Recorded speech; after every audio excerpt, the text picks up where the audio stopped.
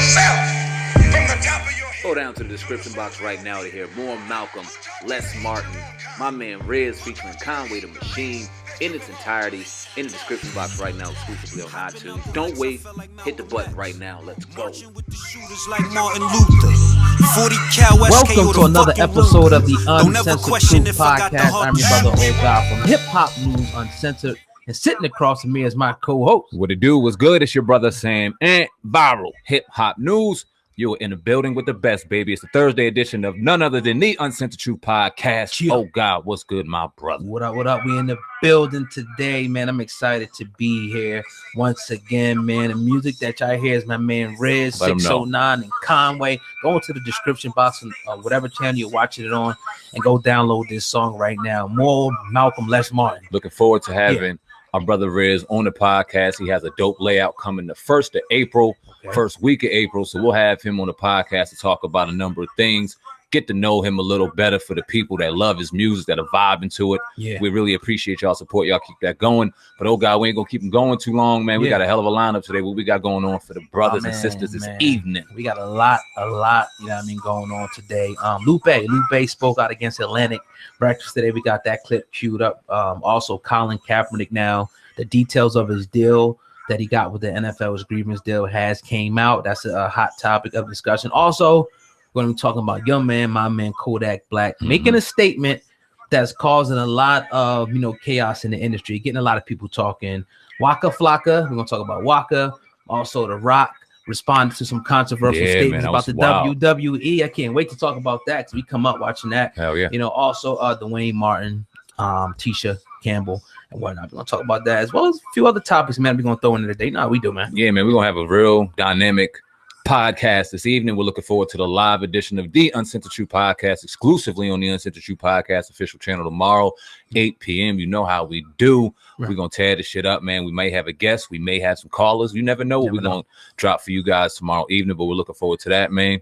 What you got going on, man? Let's what? Yeah, man. Before I jump right into it, though, I wanted to say peace out to everybody that's listening on iTunes, Spotify, Google Play, man. Saying, man, letting me know that we killing it over there. The numbers are great, man. Yeah, so I appreciate everybody that's listening to this later on. The only thing that I ask y'all to do, if you can, you get an opportunity, just go ahead and text it and share it with somebody. Share it on your Facebook timeline. Let them know. Listen to the Uncensored Truth Podcast, man. That's all we need. We definitely appreciate it. Oh God, that's a great thing to say, man.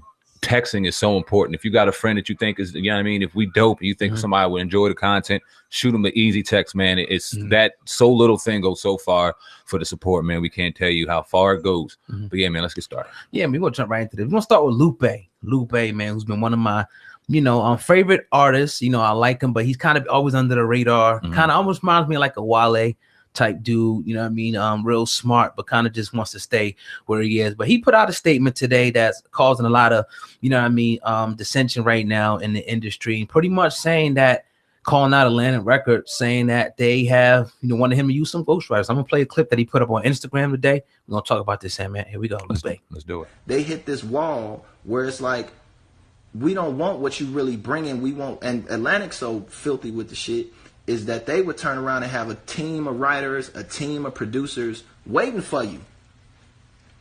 So once you go through the meeting, they strip away all your esteem, they strip away all your confidence in your own work. They send you right to the studio with the hot producer at the time, with the creative team and the writers, and they got whole songs waiting on you. And for some niggas, they even got their raps waiting on you. You wouldn't believe the phone calls I got in the middle of the night from niggas talking about, man, won't you come in to the studio, but let me write all your shit. I mean, I wouldn't want to get that to you, right? As a critic or whatever, like, I'm finna have this dope ass song, it's gonna be huge, it's gonna be all over the radio, I'm finna sell a bunch of records, the video finna be crazy, but I ain't had shit to do with it. All right, so that's Lupe right there, pretty much, speaking about his experience with Atlantic Records. And the wrong just, it confirmed with me just a lot, about the industry and what I kind of already knew, that it's almost like, and it even feeds the suspicion more about that a lot of this stuff now is an agenda behind the different music that comes out with the message and everything. But I don't know, man, just crazy day, not from him, but just to hear that it's like this, when you look at it's just like structure it all you gotta do is come and perform, but we're gonna keep all the royalties. You just come in, it's almost making it just like a job in this situation. But Sam, man, I want to know what you think about this. Lupe coming out, putting Atlantic Records on blast. Well, you see a lot of people that really enjoy their time in the industry. I'm gonna give you some, for example, maybe I don't know if Lil Pump is signed, but like your Lil Pump or 6ix9ine, or people like this who seek a lot of attention, so to speak, and they don't care about the music. They don't care about the art. They're just out here to claim fame. They love the Instagram attention.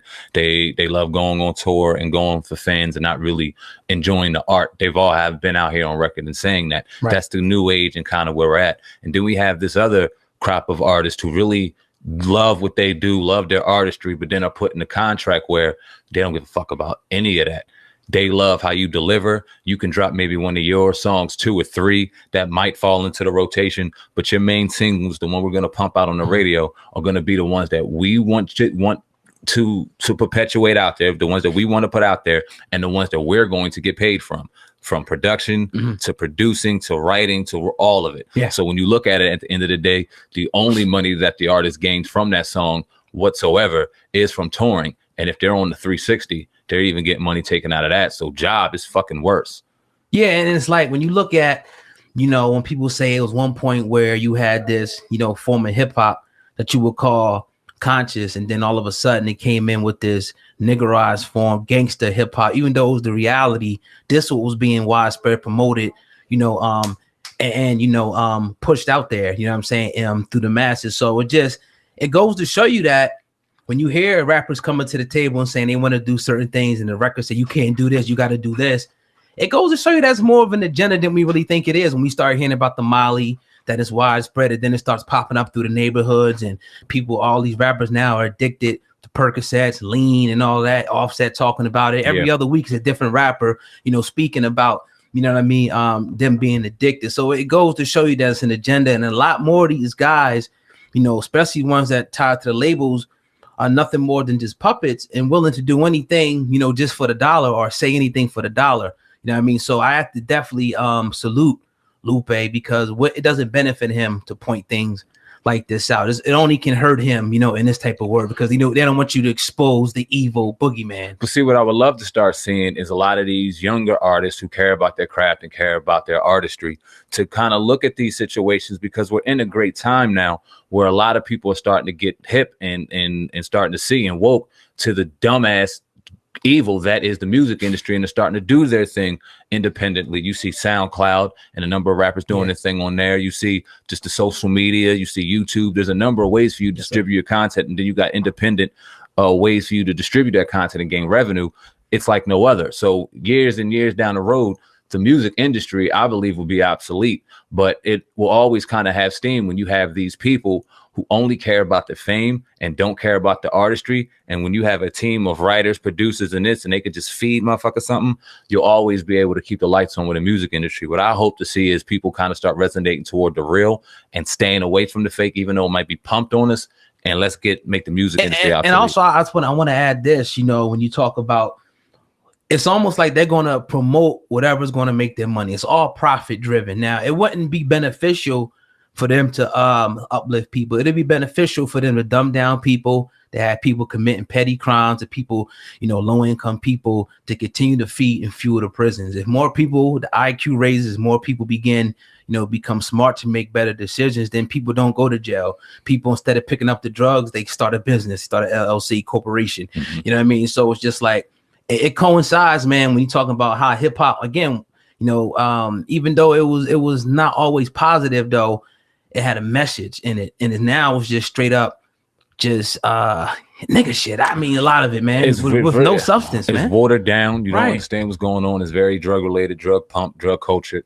It goes right toward just the wave and where we're living in today's age, man. It's very weird. But like I said, on the opposite side of that, for every good, there's evil, and every evil, there's good. And there's a great crop of real music coming along, and a lot of people getting very smart and understanding this business and doing it their way, the right way. And we had a great interview Tuesday with our brother Kantu, who we're going to start having going every Tuesday. We've been talking about that. And he talked about the music industry and how, as an artist, if you want to really start a successful career, and the do's and don'ts and the first things you need to do before you even think about even dropping a song. Great content. Go check out that on iTunes or on our platform on YouTube, because that was some great stuff by our brother Kansu. Yeah. But yeah, man, that was a great segment. Definitely. But you tuned into the Uncensored Truth podcast with your brother God and Sandman over there from Viral Hip Hop News. If you're listening on YouTube, as always, I need you to do me just 2 favors. Go ahead and hit the like button and make sure that you share this one, text this video to somebody. And that's all we ask y'all to do, because it really, really does help, get the message out. I want to jump, speaking of rappers, I want to jump, to this next story, because this one is another one. And a lot of guys look at him and they call him this and that, but we're going to talk about this. It's Kodak Black. Okay. Kodak Black jumped on his Instagram and pretty much just compared himself to Tupac and Biggie. I'm just going to play what he said, man, and we're going to have a little bit of fun with this one, man. Here's Kodak. I'm the hardest young nigga. I'm the hardest rapper in the game, I promise. Like, man, you talk about me, you should put me in a category of like Paul, Big, Nas, them niggas. Like, you feel me? Like, really listen to my shit. I don't care about how I act, like, on the ground. Like, you feel me? Fuck with the blog, say, ask about me in the streets. I'm a real one. And I spit that fire. And I'm action for real. Now, and you feel me? All that good shit. But I see y'all sensitive as fuck, so they can't even vibe how they want to vibe, because y'all sensitive, so I can't even be bugging out on the internet, because y'all gonna think I'm crazy. So yeah, that's Kodak, man. I kind of thought that was a shot at us a little bit. That Did one, maybe because we did a few videos, on Kodak Black. But anyway, maybe not. So we even be entertaining this, Sandman, at all? This conversation, real talk. Kodak Black, Tupac, Biggie. Is he anywhere near? Is he even better than Weezy? Then I knew you were going to say that. And I think that's the conversation you're relating to. Let me say this before we go into that conversation, because a lot of people will easily shun off Kodak Black. And I really like this dude. Anytime he talks, I listen, because I'm going to get humor, but then I'm going to understand because it's an ignorance in it, but there's also a genius behind it. And if you can break down and get through the ignorance and break down what he's really saying, it can make some sense, man. Saying? It makes some sense. Now, is he on the level of Tupac and Biggie? No, not in my opinion yet. Now, he does have a solid body of work. His work and his albums, if you can get through the just glistening and that kind of what's the word I'm looking for? That separation. Yeah. If you can get away from that separation and dive into the lyrics, right, he's actually saying a couple things. It's actually making some sense. But in the way he comes off in social media, it makes him look wild as hell. And he's always going to look wild as hell. But I think he should kind of compare himself more so toward the Wheezy in that age right now. Is he better than Weezy, you think? Or is he better than Wheezy? Kind of carbon copied? Or? He's carbon copied when it comes to his sound. Right. Maybe a little more lyrical. You know what I appreciate? No, listen. This is what I'm saying. And I'm not sitting here saying that Kodak Black right now is better than Lil Wayne. Not saying that at all. But what I do appreciate about Kodak Black, as opposed to Lil Wayne so much, is at least Kodak Black is giving you what he is and what he's about, and it's authentic. Where's the progression with Lil Wayne? It's been the same shit. From New Orleans. From now, I love New Orleans, and New Orleans loves us. And like I said, I love Lil Wayne, but when you look at it now, he's still spitting bars. He was on a record. I forgot what the record he was on last. It was on the 2 Chainz. 2 Chainz album. Spitting bars on that joint. But it's just strip club Wayne. Like, when are you going to give us some substance? I mean, but I know, he ain't that type of dude. I get what you're saying or whatever and whatnot. He's been the same guy, whatever, but he's lyrically, man. He's lyrical. I mean, look at his progression, from the Hot Boys. We've seen him, his longevity. And you just said that he, pretty much is still spitting. So it's like, just because he don't always come with the conscious stuff, pretty much at all, really. Don't mean that you can't consider him one of the best. The Kodak Black is nowhere near Weezy. He could never be compared to him right now. Lil Wayne is one of the greatest freestyles, like off the top, who's ever lived. He's one of the greatest lyricists to come up with bars and punchlines and wordplay to ever live. He's also the godfather of mumble rap. He's also the godfather of your Kodak Blacks and your Lil Yachty's and all of those of the world too. Right. And all I can say is my gripe with Lil Wayne, and I won't put it toward more so a gripe with Lil Wayne, I'll give it more so points toward Kodak Black, is at least he's giving you a little more genuine himself. Not necessarily conscious, because I wouldn't call what the fuck Kodak Black does conscious. No. But at least he's giving you who he is, and you can see a progression and a growth coming to where maybe when he does sit where Lil Wayne is, this conversation can be a little more, have a little more substance to it, because he's still young. He's fucking, what, 21, 22? Young man, yeah. He's a baby, definitely. And that's what I say, man. I always, when I look at guys like him, I look and say, okay, where was I at when I was 21? Even though I might not have said some of the same things that he said back then, I probably made a lot of bad decisions, you know. Oh my Another God. thing, we just didn't have, social media wasn't as prevalent as it was, Right. you know, back then. So, you know, I like the guy, man, and you know, we had to roast him a few times for some certain things that he said and whatnot. About, I think it was the Gucci situation. We talked about him, but you know, it is what it is, man. No hard feelings over here on this platform, but definitely can't compare, you know, to Weezy. Damn sure should never put himself in the same breath as Biggie and Tupac. I mean, that's disrespectful. Well, in my opinion, he said he don't got respect for the old niggas. You see, he slapped, slapped my uncle fucking sticky fingers and shit. So yeah, he just he known for just being disrespectful. He don't give a fuck. And as far as I forgot what I was gonna say. I fucked up. But as far as him comparing himself to Tupac and Biggie, nah, that's wild. Yeah, no doubt, man. But that kind of is what it is, man. Definitely. But you tuned into the Uncensored Truth podcast with your brother, Oh God and Sam, man. We going in today on this Thursday. I want to encourage everybody, if you want to listen to us live, we'll be live on Friday night, which is tomorrow, 8 p.m. Eastern Standard Time. You know, we'll be live on the Uncensored Truth podcast channel on YouTube. And check us out, man, because we're going to be, like I said, live. All right, man. So I jump, you know what I mean, to this next story over here, man. Well, Colin Kaepernick, you know, a few weeks ago, we had a couple discussions about this. Yeah. And we were, you know, we had one, then we came back to the table and said, look, man, let's talk about this again, because the details of the deal, why are these being not made public? Right. You know, so now we know how much that Colin Kaepernick settled out of the NFL. You know, with now this protest started back in 2016, where Colin Kaepernick and mainly Eric Reed, you know, pretty much started demonstrating against police brutality, you know, and racial inequality, and pretty much they kneeled and found themselves off, you know, the team blackball and whatnot, blackball from the league, and they pretty much filed suit against the NFL, and we found out now that they only got $10 million. Now a lot of articles are coming out, and we said it before we even seen it. It was like, yo, that's not really a lot of money. That's not each, that's together. Right. That's what I'm saying. So they got to split it at the end of the day. So 5 million, we'll say, you know, each. What do you think, Sam, man? Are we shooting too high for this one? Or are we right on with this one? Do you think this is too little money? This is way too little. Yeah, this is way too little. And when we talked probably about a month ago now, we were on Colin Kaepernick a little bit. Like, I mean, I know you said on our pre-production, you were under suspicion, what, 50, 60 mil? Probably. I was leaning toward 100. Like, I thought he got the fucking bag. Definitely. The way everything was going and the way they were staring on the media. And this is very interesting, because we both agreed with somebody that we're also critical with on here, very respectfully critical, Stephen A. Smith, at the time, where he was questioning the money. But at the time, if you recall, I said, I kind of questioned where he's going with this. Why are you doing this to this man on the media?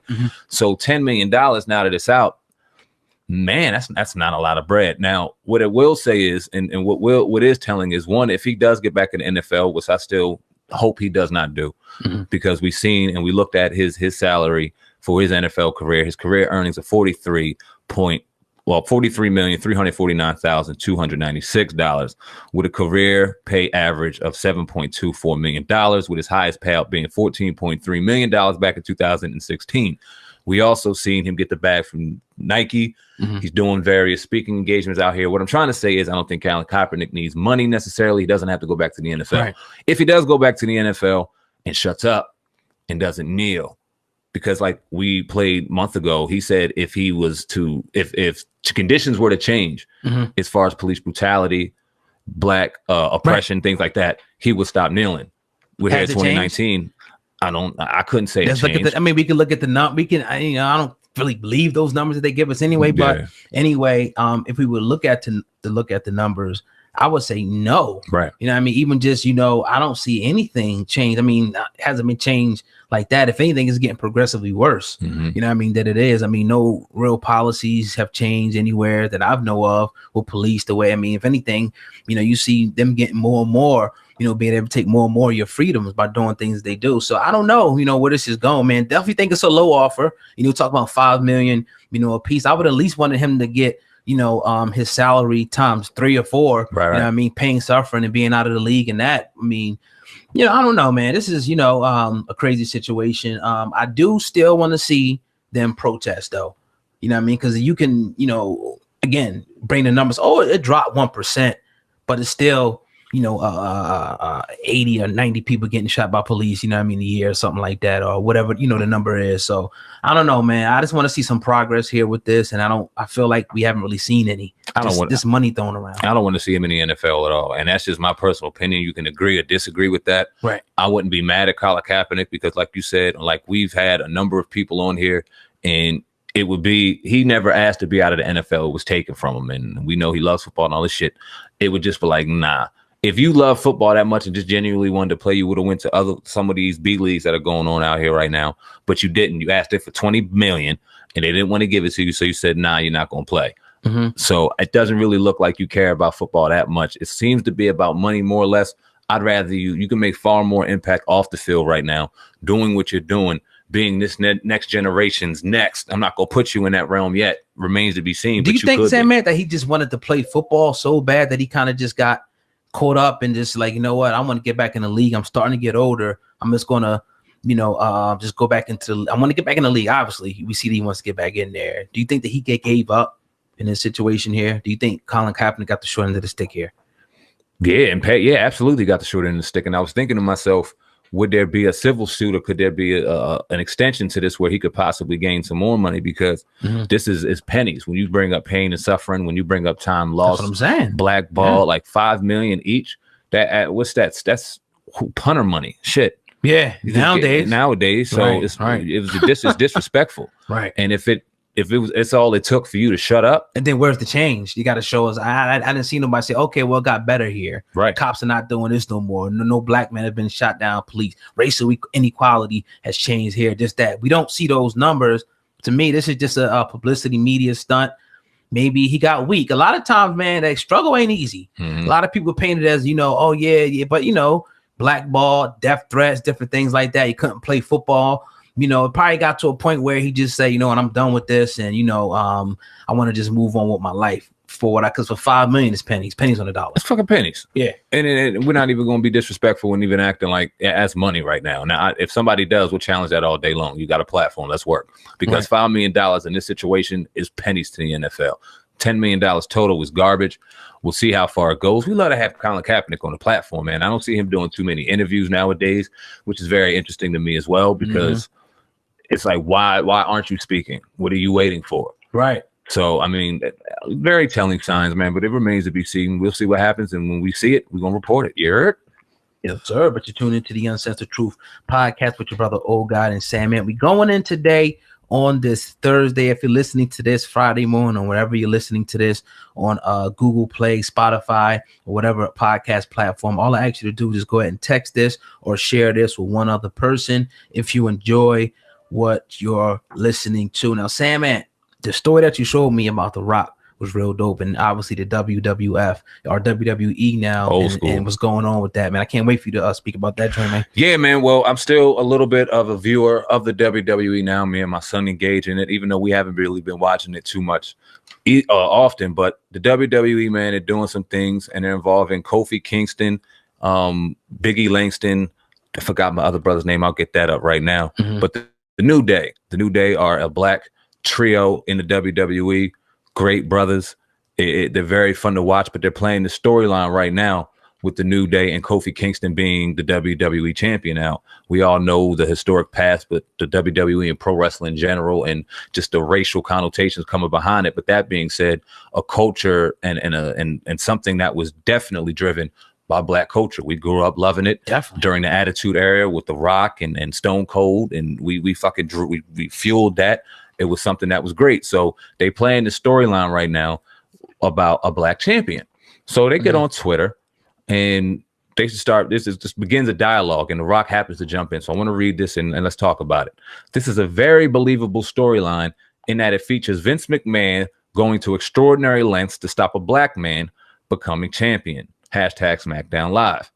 And then you get another response. And Rock identifies as Samoan, not black. Then he goes on to say, cool. He identifies as Samoan in the WWE and was booked that way after Nation Days. Was booked, never proclaimed or titled as the first black champion.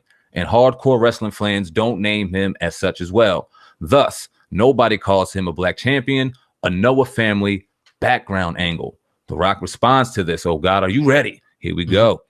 Glad I came across this, and I'll give you guys some context and truth. I identify as exactly what I am, both. Equally proud black and Samoan. And my friend, let me expand your thoughts a bit here. I transcended race in wrestling, so there was no booked that way, quote unquote. Thanks, guys.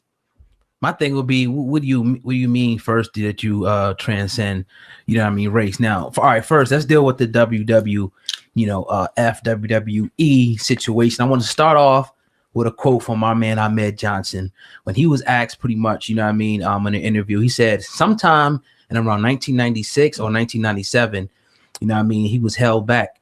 He said he was supposed to be the champion, but he said it's possibly because he's pretty much saying that he was supposed to be champion about 1996 and 1997, but there were other, Vince McMahon, other people pretty much didn't want him to be the champion, so they made other people, white men champions, around that time. But anyway, about that situation, we had plenty of people, D'Lo Browns, Ahmed Johnsons, Coco Bewares, plenty of people that we watched coming up. Mark Henry. Mark Henry as that were dominating the culture, that were just as good as your Hulk Hogan's, your Macho Man's, but you never kind of seen them get the title as much, as the white men. You know what I'm saying? You only have I think a small list of people who held the WWF and WWE because it split at one point. So some people had the WWF, but the WWE is kind of like, it ain't really been. It's been some, right? Has it been any? WCW and WWF. No. I'm talking about WWF. WWE when they transcended. Right. Has there been any black champions since then?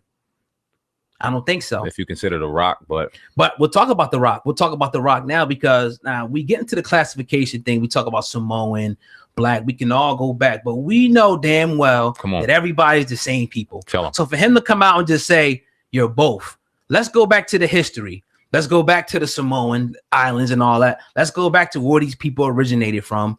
When y'all start tracing back, we all originate from the same source. People start getting dropped off in different places. Don't make them different people.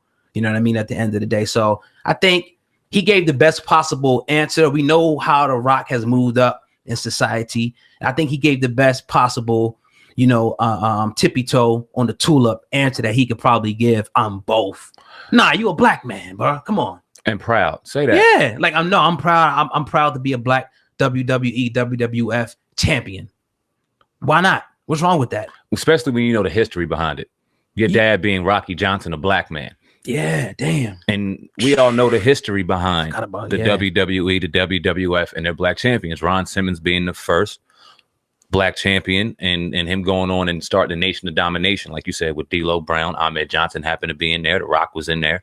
And that kind of was steered toward black power, black promotion. But it was also steered in a way toward they were complaining a little bit. It was weird how they did it. But nonetheless, we seen 4 black dominant wrestlers doing a motherfucking thing. The Rock came out of that. He originally came in as Rocky Maivia, the Samoan wrestler coming out of heritage from his grandfather. We didn't know Rocky Johnson too much, but we knew Rocky Maivia. Yeah, definitely. So then you see him turn into The Rock and tore the game up. And us as black men, we looked at him and were proud, but we never could kind of say, yeah, that was the black champion. Kind of like Tiger Woods. We loved him, but he never just came out and was proud to be black. Now we know that they were mixed in culture, mixed in race, and there's no problem with that. God bless you. I'm mixed in race and mixed in culture. At the end of the day, though, I am proud to be black, and I have no problem saying that. And it's the current classification, not to cut you off, that we're going there. Remember, they had African American, nigga, Negro. It's the current classification, but we all know, that we are, the same people, and we should be proud, to be those people. You know what I'm saying? I don't see what's wrong with him, and it just continues. I mean, if you look at, and you could point to conspiracy, some people say, well, you guys are just, but again, we come up watching this. We come up watching the WCW, ECW, WWE, and WWF. We seen the lack of black champions. We see it throughout our life, even with superheroes, the lack of that coming up. It goes very, very deep. You know what I'm saying? It's almost like they don't want to ever put us even in those positions. And we were just sitting here talking about the black men in dresses and how that's always seems to be, especially comedians, like the defining role for them. You know what I mean? So it's the image thing going on here. It's bigger than what people would think. You know what I mean? We can't sit up here and act like there wasn't racism in the WWE, WWF. We can't. And pro wrestling, period. Right. I mean, and shout out to people like Booker T and Stevie Ray, the Harlem Heat, who's being inducted into the WWE Hall of Fame this year. Booker T, another black WWE champion, wrestling champion, somebody they should be proud of. They were always ingrained in their culture, and we're always unapologetic. I would love to hear more about their journey and their struggle. I hear Stevie Ray saying some things. I know Booker T still involved with the WWE, so to speak, but I mean, it is what it is. You probably get the context that you get from him still kind of having a job in there. But right now, currently, Big E, Kofi Kingston, and Xavier Woods, I keep forgetting his name, and he's so that brother's got talent way beyond the WWE. He runs about 3 or 4 YouTube platforms very successfully within video games. He's a Harvard graduate, graduated from Harvard Law, like doesn't need the WWE. And the angle that they're playing right now is exceptional. I'm going to look more into it because, like I said, I ain't been watching wrestling too much nowadays, but they got WrestleMania coming up. And if Kofi Kingston don't get the belt or something slide goes into that, man, I might have to cancel WWE, man, because it's getting to the point where it's getting whacked. And the thing is, Sam, man, we know for a fact, and it hurt us coming up knowing that it was kind of, the storylines were written. So if the storylines are written, who's writing the storylines?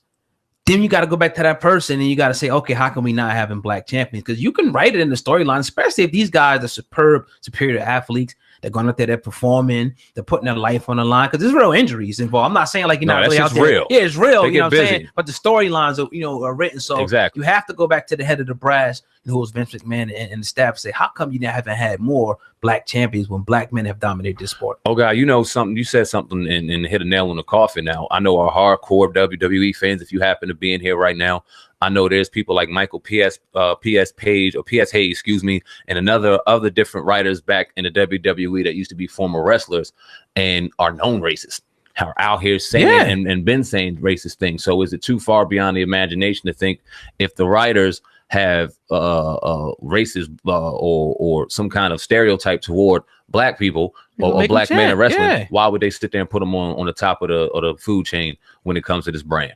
It absolutely makes perfect sense. Yeah. We would love to get some WWE wrestlers in here or former wrestlers to talk about it, man. That would be dope because there's been a number of them, man. And we never, like you said, we loved the Macho Mans, the Hulk Hogans, the Stings, and they were all dope and they deserve their place. But at the same time, we had people too, and we never got to see that. And that was the beginning of our social programming. Yeah, definitely, man. Very, very well said there, Sam, man. But you tuned into the Uncensored Truth Podcast. You can look us up anywhere: YouTube, Spotify, Google Play. Type in Uncensored Truth Podcast if you want to find our broadcast, man. All that we ask y'all to do, no matter what platform you're watching on, is just go ahead and share this video. And if you can, go ahead and hit the like button or whatever platform that you're watching, or listening to, the podcast on. Sam, man, I want to jump to this next story, man. Daniel Caesar, a real great singer. You put me on to him, had an incident last week or about with Dave Chappelle. So his name kind of blew up since then. So he pretty much put out a video, and Waka Flocka,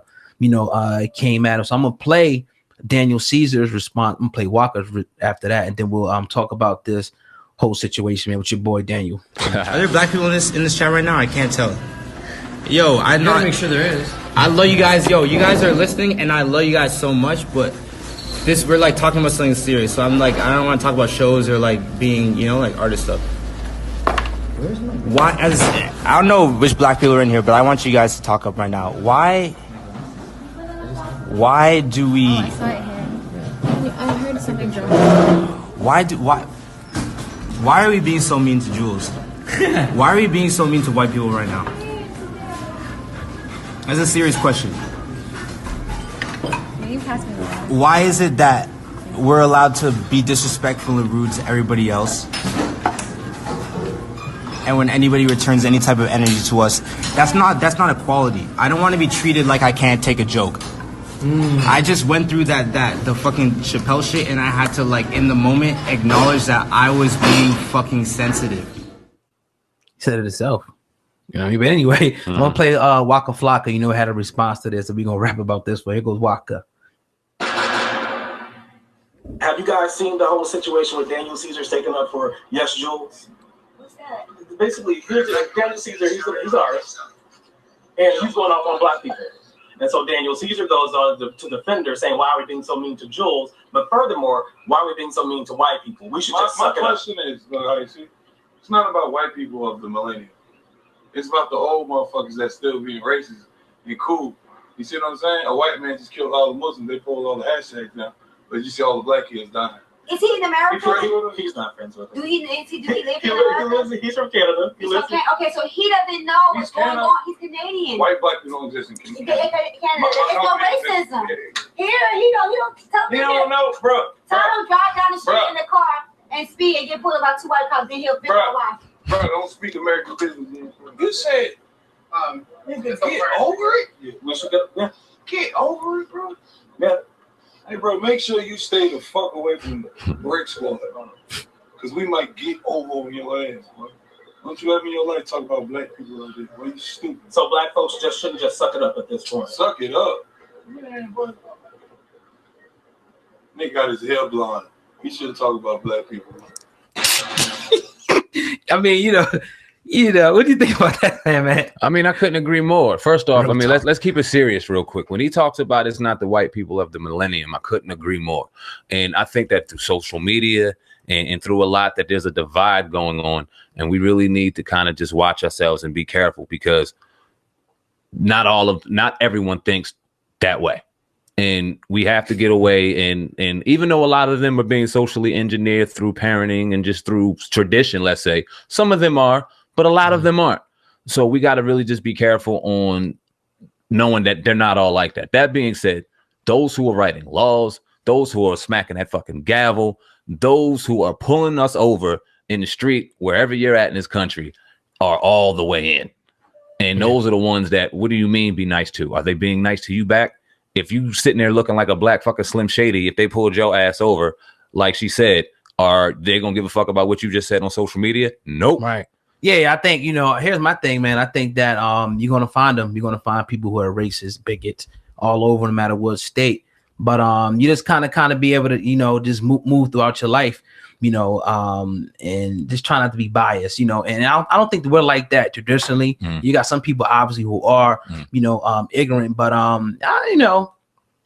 if you have an issue, you got a problem, I don't care what color you are, I think you should speak up and say something, whether it be somebody who's white, somebody disrespecting them, or somebody who's black. But somebody to sit up there and tell them to be quiet, I'm agree with Waka. He needs to just shut the F up. Just shut up, man, because it's like, let men deal with men issues, let boy deal with boy issues. You ain't got nothing to do with this, you know what I mean? And we keep saying this, you never see other people speaking out against issues that got to deal with their race, especially race in particular. You never see that. They'll shut up or they won't say nothing, but them to start jumping on the other side, it's crazy to me. And the shit that pisses you off a little bit is, all right, one, he was obviously tore up in the conversation. He was drunk as hell. And I think he admitted that further in the conversation that he was drunk.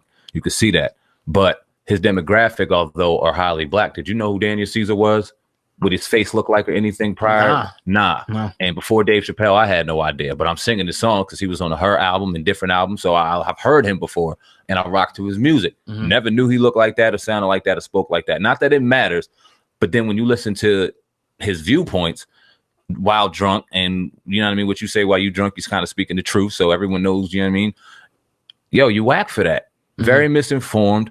And for you to have a predominantly white demographic, because I don't know about too many, you probably have a good black demographic, but for the most part, it's probably white, and they're watching you right now because you had to ask the question, are there any black people in the chat room right now?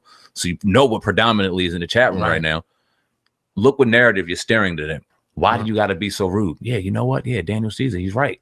Why do you got to be so this to white people? Yeah, you're right. But no. You're giving the wrong context to people that need to be schooled the right way on why certain people are acting certain ways. And not just about us being ignorant or upset or this or that. Nah, this context. This mother's losing their fucking kids in the street for no goddamn reason. And you out here saying why you being so mean. And who's doing it? What's the color of their skin? He needs to educate himself on history. He needs to educate himself and go back and look, okay, this is the why things are the way they are. No, some things have improved, but some people still have that mentality and it's present. We seen that the other day with the video that came out, with the teacher. That's a teacher. We talked about that on the show the other day, and we see that that's out there. But then again, you got some people who preach in that household not to maybe not show it openly, like that, and be bigots like that. But best believe that there's a competition between races. It's always going to be that. Yeah. It is what it is. So they may say, well, deal with these people. And we see that in different places that certain people just deal with their people, whether it be, in the area that we're in, people that come from the country of India, they primarily, they building up the stores and stuff. Now we see they dealing with each other's stores, the doctors, they dealing with each other's doctors. It's just natural progression, not to say that we don't commingle. So, that's all I kind of got to say about that, man. Just educate yourself and just stop being ignorant, because you make everybody look ignorant. And unfortunately, people think that all of us think like that when people talk like you, Daniel. Facts. And in closing, like you said, a race. When I think of the word race and who came up with the word race, because that ultimately feels like a competition to me. Somebody got to win, somebody got to lose. And when you bring up the fact that, hey, this is a competition, no matter how you look at it, it just goes to show you who created that word race, because it's fucked up. That kind of started. I don't know, but there is obviously a beginning. And I'm sure somebody will have that answer. I'm sure we can find that. But you're right on point with that. You're hitting that right on the head. Just talk, definitely when you look at the word race, what is it? What is it? Yeah. Any race I've ever been in, I had to win. That's what I'm saying. Yeah. So right. It is what it is. School yourself, kid, man. Yes, sir. But yeah, man, another episode of the Uncensored Truth podcast. Well, Sam, man, I want to talk about Dwayne real quick. Yeah, I mean, we can get this in here real quick for the Chatty Patties. It's good for my podcast platform. Yeah. Uncensored Truth. All right, so fuck it. Let's not talk about it. Chatty Patty shit. I'm good, man. All right, no doubt. Yeah, it is what it is, man. But yeah, another episode in the books. We'll be live on Friday night, every Friday night at 8 p.m. If you just want to catch us live and actually see us in the flesh, if you're watching this on a podcast network, at work or something like that. Every Friday night, just go to YouTube and type in the Uncensored Truth podcast. Subscribe to our channel, and at 8 p.m. Eastern Standard Time, we'll be live on the air and we'll be recapping, what we talked about all week. And a lot of times we open up the phone and rap with the people and all that to pretty much show our appreciation and whatnot. But yeah, man, another episode in the books. Excited, happy. You know what I'm saying? And we're going to keep on pushing, man, Like we've been doing, man. It's been a hell of a year so far into our going into our 4th month, our 90th day. Yeah. Asking everybody out there who's listening right now, whether you're on iTunes, Spotify, Google Play, or YouTube, are you continuing your New Year's resolution? Because 90 days in, if you ain't going, your ass might as well never had started. It's going to take consistent effort and hard work to get your dreams going. Don't block your blessings. Continue to work. Continue to be great. We will see you tomorrow on the Uncensored Truth podcast, live exclusively on the Uncensored Truth podcast. Oh, God, I can't wait, brother. We out of here, man. Yeah, also, too, we're looking for a publicist. Let them know. We're looking for a publicist right now. If you know of anybody or if you're one, you can reach out to me, at hiphopun.com, and Sam, man. DLS Media INC, the number 1 at gmail.com. That is DLS Media INC, the number 1 at gmail.com. Also, if you want to get at us for any other business, serious business inquiries, you can use those emails as well. Any platform you go, those emails are in the description box. We'll be accepting merchandise real soon. Yeah, man. Yeah, probably the next time we come on air, we'll be accepting merchandise and starting to wear people's, merchandise on the air free of charge. Just got to send it to us and whatnot and let us know, so we can link back to you. And make sure you send business cards when you send it. Send information, your contact information, because we'll definitely be shouting you out if we're going on a podcast on one of the normal days or we happen to be live. You're definitely going to get a plug. You're definitely going to get a shout out. We're trying to promote more people. As you hear our brother Riz on the airways right now, more Malcolm, less Martin, featuring Conway the Machine. Yeah, showing love. He'll be on the podcast soon. This is what we do here: show love, spread support. So show your stuff. Make sure you have your business squared away, have your cards and things like that, so we can promote you properly. And let's get to work, man. Yes, sir. With that being said, man, that's Sam, man, from Viral Hip Hop News. I'm Old Guy Hip Hop News Uncensored. Together, we the Uncensored Truth podcast. Peace. Who taught you to hate your own kind? Who taught you to hate the race that you belong to? Hopping out the Lex, I felt like Malcolm X. Marching with the shooters like Martin Luther. 40 cal SK or the fucking Ruger. Don't ever question if I got the heart to shoot. As we walk, we must make the pledge that we shall always march ahead. We cannot turn back. They say the best things come from the worst shit. This all facts, this ain't no verse shit. I done fought the state on some verse.